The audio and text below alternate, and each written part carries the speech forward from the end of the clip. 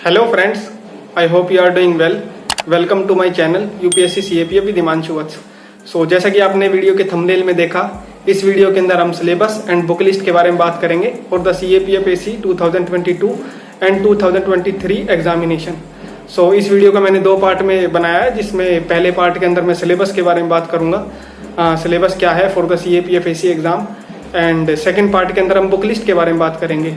और book list को भी मैंने दो कैटेगरी ऑफ पर्सन्स के अंदर डिवाइड किया है। एक तो वो एस्पिरेंट्स हैं जिनके पास 8 से 10 महीना अवेलेबल है, एंड वो उनके लिए बुक लिस्ट थोड़ी डिफरेंट होगी। एंड दूसरा कैटेगरी ऑफ पर्सन्स वो हैं जिनके पास 1 या 2 महीने का टाइम जो है वो अवेलेबल है।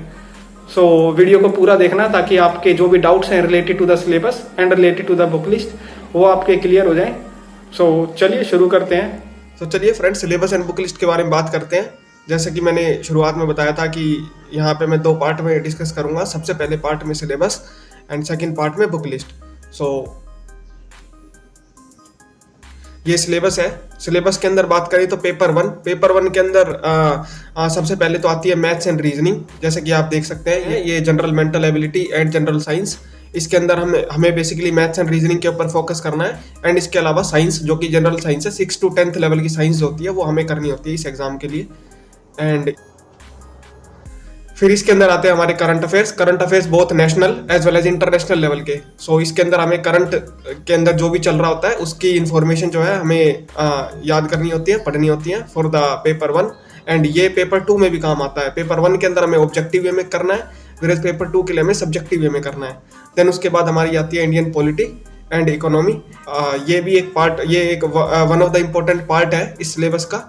एंड देन उसके बाद हम पढ़ते हैं हिस्ट्री ऑफ इंडिया। हिस्ट्री में बेसिकली हम 4 चीज़ें पढ़ते हैं, जिसमें modern history, ancient history, medieval history and art and culture. And then उसके बाद आती है ज्योग्राफी के अंदर हम 3 चीज़ें पढ़ते हैं। सबसे पहले इंडियन ज्योग्राफी, फिर उसके बाद हम पढ़ते हैं वर्ल्ड ज्योग्राफी, एंड देन उसके बाद हम पढ़ते हैं इसके अंदर मैपिंग के अंदर हमें डिफरेंट प्लेसेस एंड एनवायरनमेंट के साथ कंबाइन करके इसको पढ़ना होता है, जिसमें हमें national park, wild life sanctuary and different places जो है, जो न्यूज़ में थे national as well as international level के, वो हमें पढ़ने होते हैं। सो ये पूरा था सिलेबस के बारे में। देन उसके बाद हम पेपर 2 के सिलेबस के बारे में बात करते हैं। पेपर 2 के अंदर 2 पार्ट्स हैं, पार्ट 1 एंड पार्ट 2। पार्ट 1 के अंदर ऐसे होते हैं जिसके अंदर आपको 6 में से 4 ऐसे लिखने हैं। तो ऐसे का टॉपिक क्या होता है? ऐसे के जो टॉपिक्स होते हैं वो जनरली वो होते हैं जो करंट अफेयर से रिलेटेड होते हैं, एंड जो हमारे करंट के अंदर वेरियस चीज़ें चल रही हैं, लाइक रशिया यूक्रेन क्राइसिस हो गया, या इंडिया के इंटरनल सिक्योरिटी से रिलेटेड, या IR से रिलेटेड कुछ हो गया, या फिर कोविड से रिलेटेड, हेल्थ से related and work from home, इस तरह की चीज़ें जो कि हमारी न्यूज़ के अंदर है। एंड कुछ ऐसे है जिसके अंदर जनरली एक ऐसे आता ही है जिसके अंदर आपको इंटरनल सिक्योरिटी या फिर IR के बारे में पढ़ना होता है। देन इसके बाद हम पार्ट बी के बारे में बात करें तो पार्ट बी के अंदर हमारे कॉम्प्रिहेंशन, प्रीसी राइटिंग एंड ग्रामर जो है वो आ जाती है। एंड ये पार्ट जो है वो 120 मार्क्स का है। एंड इसके लिए कोई स्पेसिफिक सिलेबस नहीं है, बस आपको कॉम्प्रिहेंशन और प्रीसी की प्रैक्टिस करनी है, रिपोर्ट्स एंड आर्ग्यूमेंट जो होते हैं उनके फॉर्मेट्स देखने हैं, एंड ग्रामर की प्रैक्टिस करनी है। सो ये पूरा था सिलेबस के बारे में। अब हम पार्ट 2 के ऊपर शिफ्ट करते हैं, जिस पार्ट 2 के अंदर हम बुक लिस्ट के बारे में बात करेंगे। एंड बुक लिस्ट, जैसा कि मैंने बताया था, 2 कैटेगरी के अंदर डिवाइडेड है। Book list for those persons जिनके पास 8 से 10 मंथ अवेलेबल है, and book list for those person जिनके पास 1 और 2 मंथ अवेलेबल है, या ज़्यादा टाइम वो नहीं स्पेंड कर सकते हैं। तो बुक लिस्ट जो है पेपर 1 की, एंड पेपर 1 की सबसे पहले हम बात करें तो मैथ्स एंड रीजनिंग जैसे कि आपने प्रीवियस ईयर देखे भी होंगे, मैथ्स एंड रीजनिंग बहुत ही इंपॉर्टेंट सेक्शन है इस एग्जाम का। टोटल 15 से 17 क्वेश्चंस होते हैं जो मैथ्स के आते हैं, और आपको पूरी कोशिश करनी है कि आप इसमें ऑलमोस्ट सारे क्वेश्चन सही करें, जो कि पॉसिबल भी है। तो अगर आपके पास 8 से 10 मंथ अवेलेबल हैं तो आप मैथ्स एंड रीजनिंग के लिए कोई भी एक मैथ की एंड रीजनिंग की बुक फॉलो कर सकते हो। जैसे कि किरण की एक बुक आती है जिसमें काफ़ी सारे क्वेश्चंस भी होते हैं और थ्योरी भी होती है, तो आप थ्योरी पढ़ सकते हैं वहाँ से। क्वेश्चंस के लिए आप उससे भी प्रैक्टिस कर सकते हो। बाकी CDS और CAPF के प्रीवियस ईयर के क्वेश्चंस की प्रैक्टिस करो। एंड वो पर्सन जिनके पास कम टाइम है उनके लिए मैथ्स एंड रीजनिंग सिंपल है, उनको थ्योरी पढ़नी है कहीं से भी। ये किरण की जो बुक है इसमें स्टार्टिंग में ही थ्योरी दे रखी है, वहाँ से थ्योरी पढ़ो, एंड उस बुक को फिर स्किप करके पूरा का पूरा फोकस CAPF के और CDS के प्रीवियस ईयर के मैथ्स के क्वेश्चन के ऊपर फोकस करो, एंड रीजनिंग के क्वेश्चंस के ऊपर फोकस करो। तो यहाँ से आपका मैथ कवर हो जाएगा।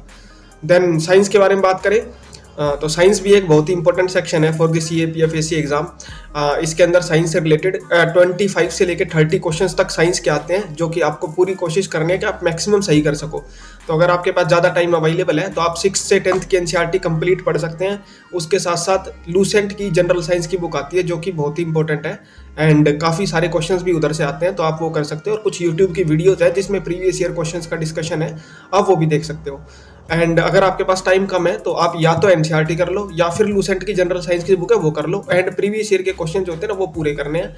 एंड जो पढ़ना है उसको थीम के हिसाब से पढ़ना कि प्रीवियस ईयर में क्या थीम्स पूछी जा रही है। जैसे बायो सबसे ज़्यादा बार आती है, बायो में भी सबसे ज़्यादा बार क्या आता है, वो थीम्स पकड़ पकड़ के आपको क्वेश्चंस की प्रैक्टिस करनी है। देन पॉलिटी के बारे में बात, ये पॉलिटी एक ऐसा सेक्शन है जो कि one of the easiest section है, एंड सबसे ज़्यादा मार्क्स आप यहाँ से स्कोर कर सकते हो। अगर आप यहाँ क्वेश्चन कोई गलत करते हो तो आप समझ लो कि आप काफ़ी सारे कैंडिडेट से तो पहले पीछे हो गए हो।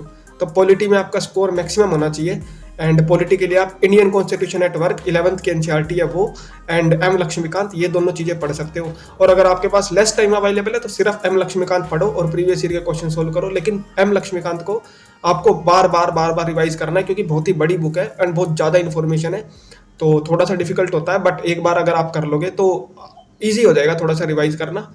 एंड देन इसके बाद हम इकोनॉमी के बारे में बात करते हैं। इकोनॉमी के अंदर अगर आपके पास ज़्यादा टाइम अवेलेबल है तो आप 11th क्लास की NCERT पढ़ सकते हैं कंप्लीट।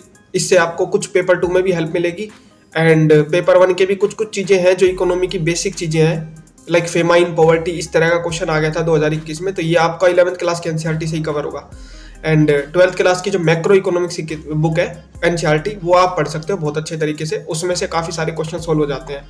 बाकी इसके अलावा आपको इतना सफिशिएंट नहीं है, आपको मुरुनाल के हैंडआउट्स आते हैं, वो मुरुनाल के हैंडआउट जो है वो कंप्लीटली करने पड़ेंगे, सेलेक्टिवली करने पड़ेंगे, सॉरी।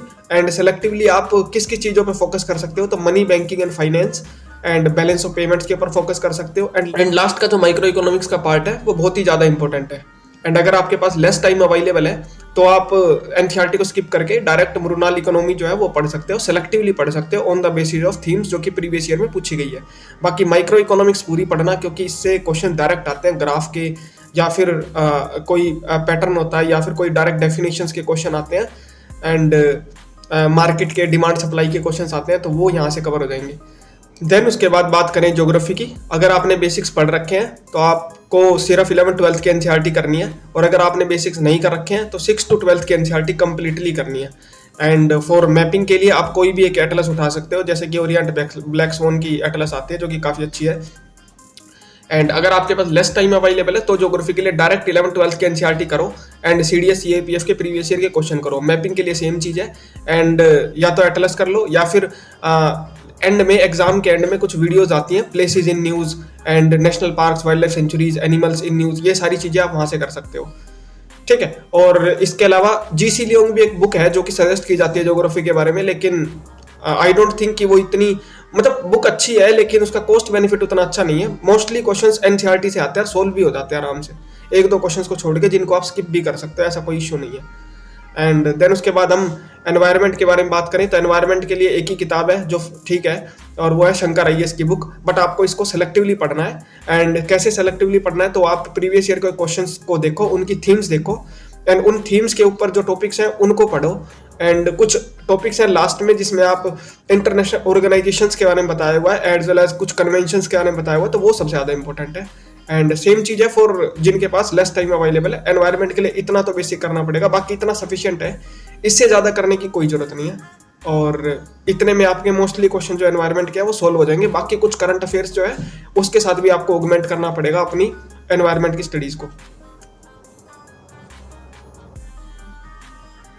अब हम आ जाते हैं one of the most important section के ऊपर जो कि इस एग्जाम से रिलेटेड है। एंड उस सेक्शन में हम हिस्ट्री के बारे में बात करेंगे। एंड हिस्ट्री को हम 4 पार्ट में डिवाइड कर रहे हैं, modern history, ancient, medieval and art and culture. तो मॉडर्न हिस्ट्री के लिए अगर आपके पास ज़्यादा टाइम अवेलेबल है तो आपको 8th क्लास की NCERT जरूर से पढ़नी चाहिए, क्योंकि काफ़ी सारे क्वेश्चन है जो शॉर्ट क्वेश्चन है जो कि वहाँ से आ जाते हैं। देन 12th की थीम्स इन इंडियन हिस्ट्री, ये वाली NCERT आपको करनी है। एंड उसके बाद स्पेक्ट्रम जो है वो बहुत ही अच्छे तरीके से करनी है, स्पेक्ट्रम की मल्टीपल रिविजन्स करनी है, क्योंकि अगर 10 क्वेश्चन मॉडर्न हिस्ट्री के आ रहे हैं तो 6 से 7 क्वेश्चन स्पेक्ट्रम से याद आते हैं। एंड अगर आपके पास लेस टाइम अवेलेबल है तो आप एनसीईआरटी स्किप करके डायरेक्ट स्पेक्ट्रम पढ़ो और प्रीवियस ईयर के क्वेश्चन सोल्व करो फॉर सीडीएस के भी एंड सीएपीएफ के भी। एंशियंट हिस्ट्री के बारे में बात करें तो सेम 6th क्लास की एनसीईआरटी वेरी इंपॉर्टेंट है, एंड देन 12th क्लास की themes in Indian history, and इसके अलावा आप 11th क्लास की तमिलनाडु की एनसीईआरटी भी पढ़ सकते हो। ये काफ़ी अच्छी बुक है एंड इससे आपका जो एंशियंट एंड मेडिवियल है वो काफ़ी अच्छे से तैयार हो जाएगा। एंड अगर आपके पास लेस टाइम अवेलेबल है स्किप कर दो एनसीईआरटी को, डायरेक्ट तमिलनाडु की 11th क्लास की एनसीईआरटी जो है उसको उठाओ, and themes in Indian history 12th वाली वो जरूर से देख लेना, क्योंकि उसमें एक डायरेक्ट चैप्टर की जो लाइंस होती हैं उनसे डायरेक्ट क्वेश्चन आ जाते हैं। 2020 और 2021 के प्रीवियस ईयर के क्वेश्चन उठाना और वहां से आपको पता चल जाएगा कितनी इंपॉर्टेंस है इस बुक की। एंड सेम चीज मेडिवियल हिस्ट्री के लिए आपको 7th क्लास की एनसीईआरटी, 12th क्लास की एनसीईआरटी एंड तमिलनाडु की 11th क्लास की एनसीईआरटी, ये 3 चीजें करनी है। और अगर आपके पास लेस टाइम अवेलेबल है तो 7th क्लास की एनसीईआरटी को स्किप करके 12th की एनसीईआरटी एंड तमिलनाडु की एनसीईआरटी ये 2 पढ़ लो। एंड आर्ट एंड कल्चर के बारे में बात करें तो 11th क्लास की एनसीईआरटी है फाइन आर्ट्स वाली बुक, वो आपको अच्छे से करनी है। एंड इसके अलावा जो लूसेंट है, लूसेंट की जो बुक है, लूसेंट की जनरल नॉलेज की बुक है, उसमें जो हिस्ट्री सेक्शन है ना वो आप पूरा का पूरा प्रिपेयर कर सकते हो। उससे आपका modern, ancient, medieval, art and culture सारा ही कवर हो जाएगा एंड काफ़ी सही से कवर हो जाएगा। एंड बाकी ये सब्जेक्ट जो है थोड़ा सा चैलेंजिंग तो है ही, चाहे वो ये वाला एग्जाम हो सीएपीएफ या फिर कोई और एग्जाम हो, सिविल सर्विसेज हो, इनमें क्या है ancient, medieval, art and culture काफ़ी ज़्यादा टफ आते हैं। तो आप कॉस्ट बेनिफिट उतना ज़्यादा नहीं है कि आप कोई नितिन सिंघानिया जैसी किताब पढ़ो सीएपीएफ इसी एग्जाम के लिए, इतने क्वेश्चन आते भी नहीं है। और अगर आपके पास लेस टाइम अवेलेबल है तो 11th क्लास की एनसीईआरटी सफिशिएंट है फाइन आर्ट्स वाली। बाकी अब मैं पूरे हिस्ट्री के बारे में बात करूं तो अगर आपके पास पूरी हिस्ट्री को लेकर के लेस टाइम अवेलेबल है तो 2 चीज करनी है।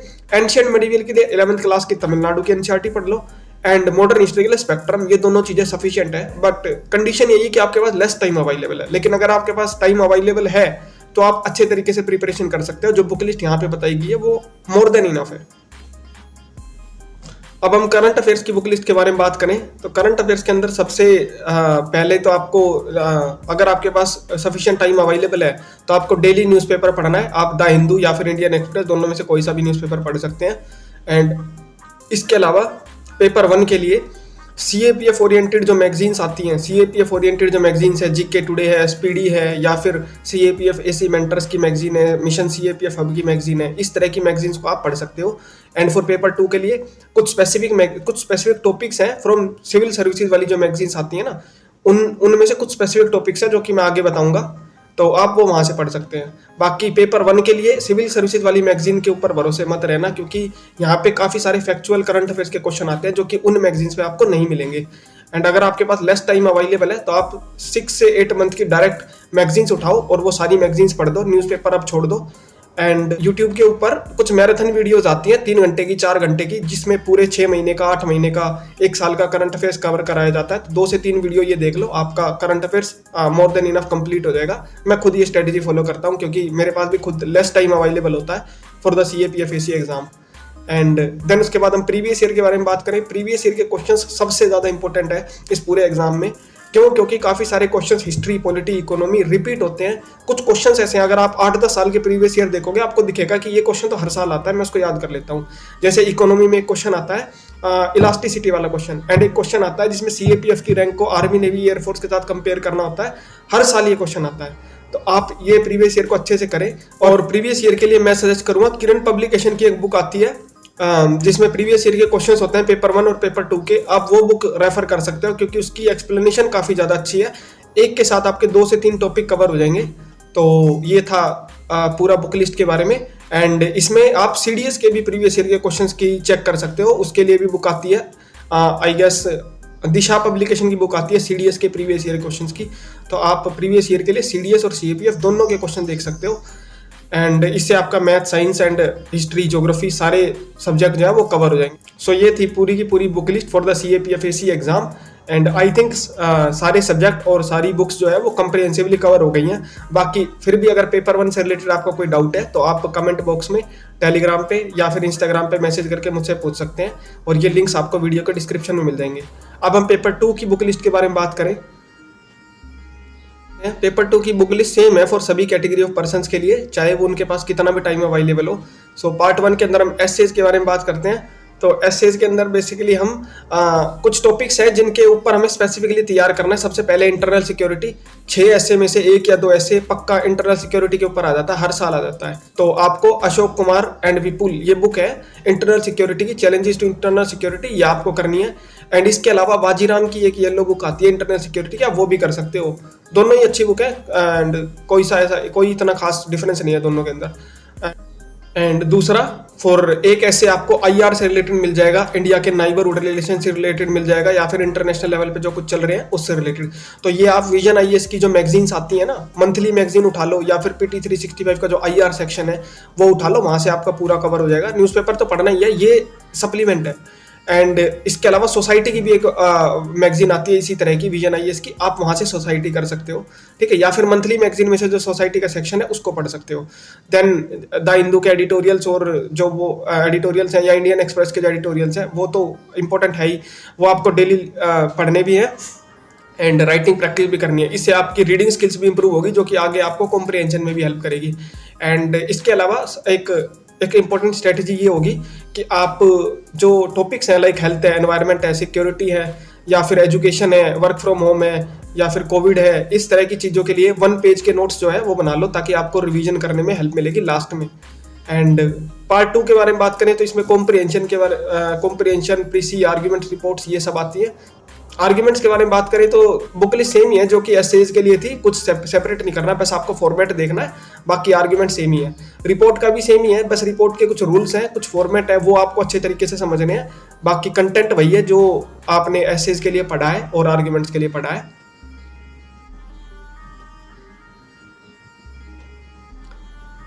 पैसेज के बारे में बात करें तो पैसेज के लिए आपको कुछ सेपरेट चीजें करने की जरूरत नहीं है, जस्ट प्रीवियस ईयर के पैसेज उठाओ और प्रीवियस ईयर के पैसेज के आंसर्स लिखो एंड किसी भी एक अच्छी बुक से अपने आंसर्स को मैच कर लो। पैसेज इतना ज्यादा कुछ डिफिकल्ट नहीं है, बस हाँ न्यूज़पेपर पढ़ते रहना ताकि आपकी रीडिंग स्किल्स इंप्रूव हो जाए। एंड प्रीसी का भी सेम चीज है, प्रीसी में भी आपको पैसेज ही पढ़ना है और उसकी समरी बनानी है। तो रूल्स वगैरह हैं, फॉर्मेट हैं जो कि आपको समझना है, बाकी प्रीसी में प्रीवियस ईयर के क्वेश्चन करो, काम खत्म ना। उसके बाद ग्रामर के बारे में बात कर लेते हैं। ग्रामर एक बहुत ही इंपॉर्टेंट सेक्शन है इस एग्जाम का। इसका पेपर 2, उसमें 25 मार्क्स की ग्रामर आती है एंड 25 मार्क्स इतने ज़्यादा इंपॉर्टेंट है कि ये आपको लिस्ट में ला भी सकते हैं और बाहर भी कर सकते हैं। अगर आपके 8 से 10 मार्क्स आते हैं और वही एक कैंडिडेट के 22 मार्क्स आते हैं, तो देख सकते हैं आप कितना डिफरेंस क्रिएट हो जाता है यहाँ पे। तो अगर आप अपनी प्रिपरेशन जस्ट स्टार्ट कर रहे हैं तो आप प्लिंथ टू पैरामाउंट बुक है वो पढ़ सकते हो। इसमें आप इंग्लिश और हिंदी में ग्रामर को अच्छे तरीके से पढ़ सकते हो, काफ़ी अच्छी बुक है। एंड अगर आप थोड़े एडवांस लेवल पे हो तो SP बख्शी पढ़ सकते हो, दोनों ही अच्छी बुक है। देन अगर आपके पास लेस टाइम अवेलेबल है तो आप प्रशांत जगताप सर हैं, उनकी एक बुक है CAPF AC पेपर 2 की प्रिपरेशन से रिलेटेड, उस बुक को मंगाओ और उस बुक में जो पेपर 2 से रिलेटेड ग्रामर का सेक्शन है ना, उस ग्रामर के सेक्शन को पूरा पढ़ लो एंड प्रीवियस ईयर के जितने भी क्वेश्चंस है ना, उन सारे क्वेश्चंस को सोल्व कर लो। राइटिंग प्रैक्टिस करो उनकी, क्योंकि यहाँ ग्रामर ऑप्शन वाली नहीं आती है, यहाँ ग्रामर स्टेटमेंट आती है, उसको आपको किसी रूल के अकॉर्डिंग कन्वर्ट करना होता है किसी दूसरे सेंटेंस के अंदर। तो ये बहुत ही ज़्यादा इंपॉर्टेंट है, तो ये आपको समझना पड़ेगा एंड उसके लिए वो बुक भी काफ़ी सही है। एंड देन फ्रेजल वर्ब के बारे में बात करें तो ये फ्रेजल वर्ब क्यों ज़्यादा इंपॉर्टेंट है, क्योंकि पिछले 2-3 साल से ना UPSC का पैटर्न थोड़ा बदला है। पहले UPSC प्लूरल पूछती थी या फिर वर्ड मीनिंग पूछती थी, लेकिन अब जो है UPSC ने फ्रेजल वर्ब पूछने शुरू कर दिया। तो आप गूगल से कोई भी एक PDF डाउनलोड करो 400-500 फ्रेजल वर्ब की एंड उनको डेली थोड़ा थोड़ा करके याद करो एंड डायरेक्ट के डायरेक्ट वहां से आ जाते हैं। मेरे साथ खुद 2 बार ऐसा हुआ है कि मैंने एग्जाम से जस्ट 15 मिनट पहले फ्रेजल वर्ब की PDF डाउनलोड करके पढ़ी एंड वहीं से 5 में से 3 फ्रेजल वर्ब वहीं से आ गए। एक मुझे पहले से आता था, एक कुछ भी बना के लिख दिया। तो इस तरह से फ्रेजल वर्ब की इंपॉर्टेंस है, ये आपको काफ़ी ज़्यादा हेल्प प्रोवाइड कर सकते हैं बिकॉज 10 मार्क्स के आते हैं। एंड प्रीवियस ईयर क्वेश्चंस, तो यहाँ पे भी प्रीवियस ईयर क्वेश्चंस बहुत ही इंपॉर्टेंट है, क्योंकि यहाँ से आपको थीम पता चलेंगी, एसे की क्या है, आर्ग्यूमेंट्स की थीम क्या है, रिपोर्ट की थीम क्या है। आपको पता चलेगा कि रिपोर्ट वगैरह जो है वो बिल्कुल करंट के जो टॉपिक्स होते हैं उनसे पूछी जाती है। आर्ग्यूमेंट थोड़े से जनरल होते हैं एंड ऐसे भी थोड़े से जनरल होते हैं, 1-2 टॉपिक करंट का भी होता है। एंड बाकी अगर आपके पास लेस टाइम है, बिल्कुल ही लेस टाइम आया है पेपर 2 की प्रिपरेशन करने के लिए, तो 1 से 2 पेपर 2 के जो टेस्ट है वो लिख के देखो एंड इसके अलावा फॉर्मेट पढ़ लो, सारे के सारे जो टॉपिक्स है ना उनका फॉर्मेट पढ़ लो एंड कोई भी यूट्यूब पे वीडियो, मैराथन वीडियो जिसमें कुछ टॉपिक्स का डिस्कशन हो रहा हो वो डिस्कशन देख सकते हो एंड इसके अलावा ग्रामर जो है उसकी प्रैक्टिस कर लो अच्छे से। तो ये पूरा बुक लिस्ट हो सकती थी for the paper 2 as well के बारे में। बाकी अगर आपको इस वीडियो की इसकी PDF अगर चाहिए तो वो आपको वीडियो के डिस्क्रिप्शन बॉक्स में मिल जाएगी एंड वहां से आप इसकी वीडियो को डाउनलोड कर सकते हो। सो ये थी complete information about the book list and syllabus for the CAPF AC exam. I think मैंने काफी कंप्रिहेंसिव वे में इस चीज को कवर कर दिया है, बट अगर अभी भी आपको लगता है कि कोई चीज मुझसे मिस हो गई है तो आप मुझे कमेंट बॉक्स में बता सकते हैं या फिर टेलीग्राम और इंस्टाग्राम पे मैसेज करके मुझसे पूछ सकते हैं। एंड इससे पहले मैंने एग्जाम पैटर्न से रिलेटेड एक वीडियो डाली थी, अगर अभी तक आपने उसको नहीं देखा है, ताकि आपका जो डाउट है related to the exam pattern वो क्लियर हो जाए। And syllabus and book list यहाँ से कवर हो ही गई है। इन फ्यूचर वीडियोस हम बात करेंगे कि कैसे हम पेपर 1 के अंदर 150, 160 या फिर 170 प्लस मार्क्स भी ला सकते हैं, और ये पॉसिबल है। एंड पेपर 2 में कैसे हम 100 प्लस मार्क्स जो है वो भी स्कोर कर सकते हैं। So stay connected with me. And अगर अभी तक आपने मेरे चैनल को सब्सक्राइब नहीं किया है तो अभी सब्सक्राइब कर दीजिए एंड बेल आइकन भी दबा दीजिए ताकि नेक्स्ट वीडियो का नोटिफिकेशन आपको मिल जाए। So guys, let's come together and prepare to achieve our dream of becoming an assistant commandant in central armed police forces. ये सब्सक्राइब बटन है, आप यहाँ से सब्सक्राइब कर लीजिए। Thank you so much and thanks for watching it.